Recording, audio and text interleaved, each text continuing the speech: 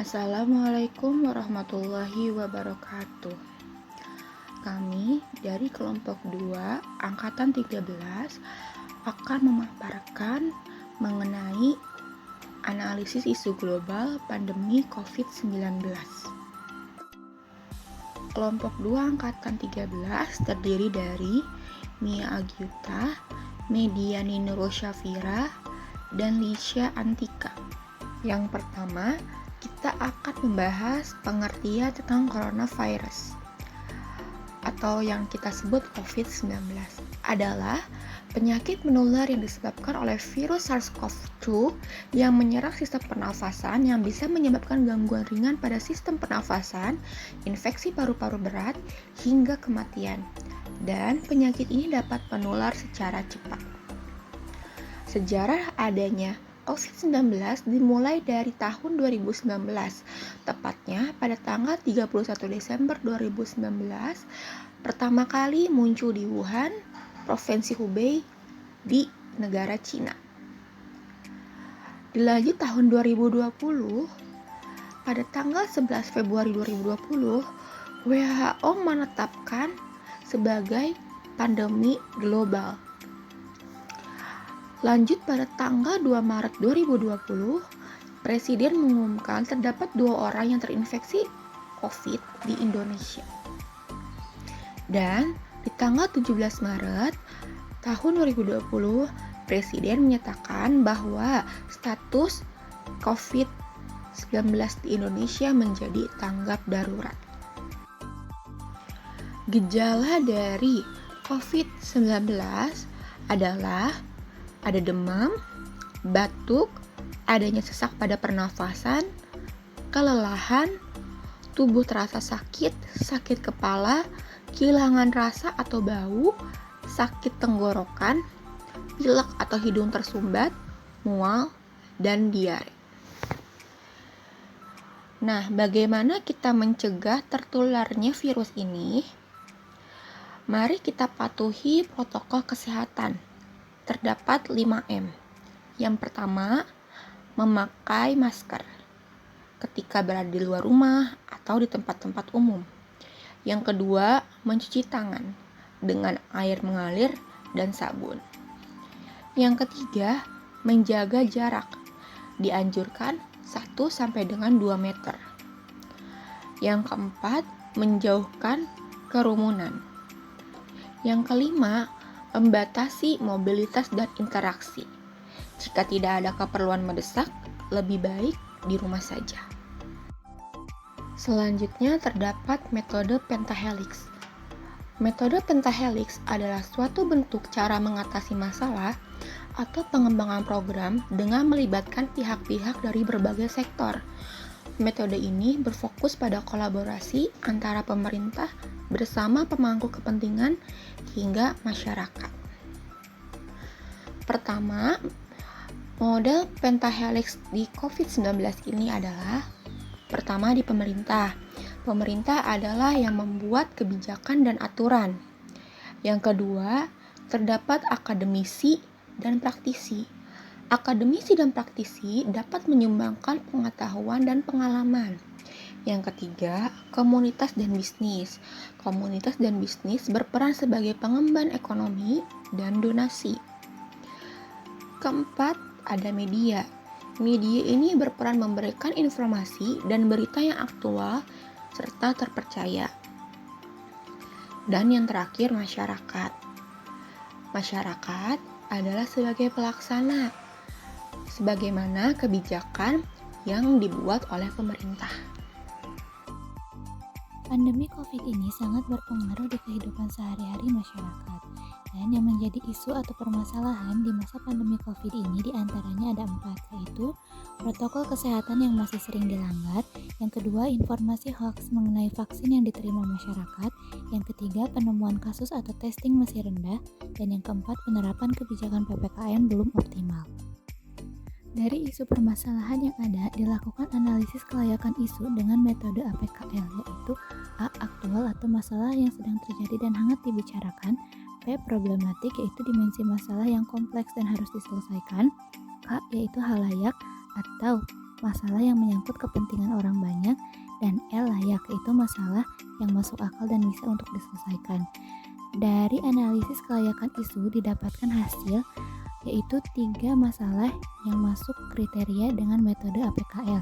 Di antaranya yang pertama, protokol kesehatan yang masih sering dilanggar. Kedua, penemuan kasus atau testing masih rendah. Dan yang ketiga, penerapan PPKM yang belum optimal. Dari hasil analisis dengan metode APKL dilakukan kembali analisis skala prioritas masalah dengan metode USG, yaitu urgency, seriousness, dan growth.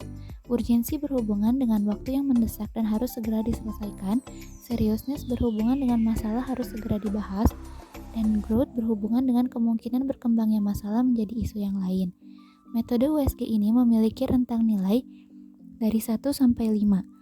Untuk nilai 1 tidak prioritas, 2 kurang prioritas, 3 cukup prioritas, 4 prioritas, dan 5 sangat prioritas. Maka didapatkan hasil dengan poin paling besar yaitu masalah mengenai protokol kesehatan yang masih sering dilanggar dengan poin 13. Selanjutnya, saya Lisha Antika akan menjelaskan presentasinya. Setelah kita menapis isu yang ada, kita masuk ke tahap mendalami dan menganalisa isu. Dalam tahap ini, ada beberapa metode yang digunakan. Yang pertama adalah dengan diagram fishbone atau diagram sebab akibat. Di sini kita akan membahas mengenai isu protokol kesehatan yang masih sering dilanggar. Beberapa faktor penyebab yang mengakibatkan protokol kesehatan masih dilanggar yaitu 1. Faktor manusia. Kurangnya pengetahuan masyarakat mengenai COVID-19 menyebabkan masyarakat masih sering melanggar protokol kesehatan. Yang kedua, tingkat kepatuhan masyarakat terhadap protokol masih rendah. Kemudian ada faktor metode. Yang pertama, minimnya kontrol terhadap kepatuhan protokol kesehatan. Yang kedua, peraturan tentang protokol kesehatan masih membingungkan.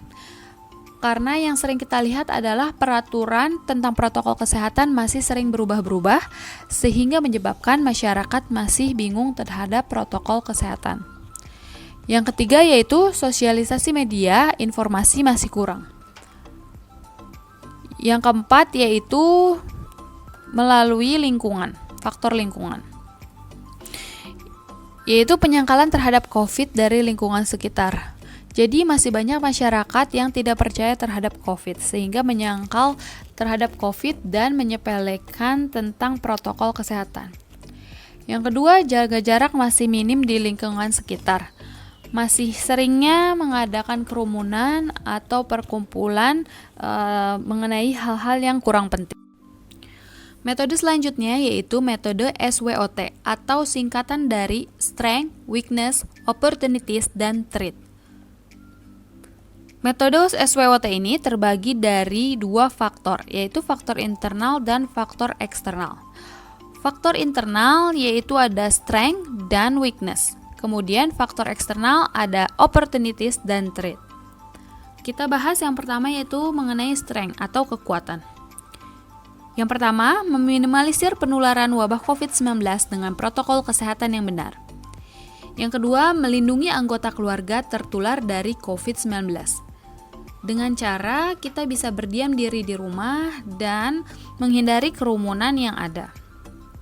Yang kedua yaitu adalah weakness atau kelemahan. Yang pertama adalah kontrol terhadap protokol kesehatan masih lemah, kemudian tingkat kepatuhan masyarakat masih rendah. Itu merupakan kelemahan kita dari isu COVID ini. Selanjutnya ada opportunities atau peluang. Yang pertama yaitu protokol kesehatan yang benar dapat menekan angka kematian karena COVID-19. Yang kedua adalah protokol kesehatan yang benar dapat menurunkan angka kesakitan karena COVID-19. Jadi jika kita menerapkan protokol kesehatan dengan benar, maka ada peluang untuk menekan angka kematian dan menurunkan angka kesakitan karena COVID. Otomatis angka COVID di Indonesia pun bisa menurun. Selanjutnya ada threat atau ancaman. Yang pertama, meningkatnya angka kematian karena COVID-19. Yang kedua, meningkatnya angka kesakitan karena COVID-19. Ini merupakan ancaman jika kita melanggar dari protokol kesehatan yang telah ditetapkan.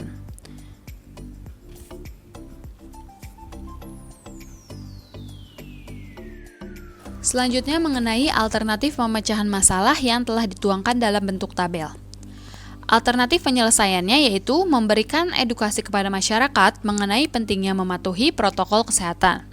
Yang kedua yaitu memberikan sanksi tegas untuk para pelanggar protokol kesehatan. Tahapan setiap alternatifnya yaitu adalah pelaksanaan protokol kesehatan media seperti dalam bentuk leaflet atau poster sehingga menarik dibaca oleh masyarakat. Yang kedua yaitu membantu mempublikasikan informasi mengenai protokol kesehatan yang benar dan jelas secara merata. Yang ketiga yaitu pemerintah membuat peraturan ketat untuk memberikan sanksi bagi yang melanggar protokol kesehatan secara merata. Yang keempat yaitu masyarakat mendukung program pemerintah dalam melaksanakan protokol kesehatan dengan benar. Yang kelima yaitu membuat media promosi. Hasil yang diharapkan yaitu terciptanya masyarakat yang memahami dan melaksanakan protokol kesehatan dengan benar. Kemudian pihak-pihak yang dilibatkan yaitu pemerintah, masyarakat, akademisi, instansi swasta, dan media. Sekian pembahasan mengenai analisis pandemi COVID dari kelompok kami. Semoga pembahasannya bermanfaat.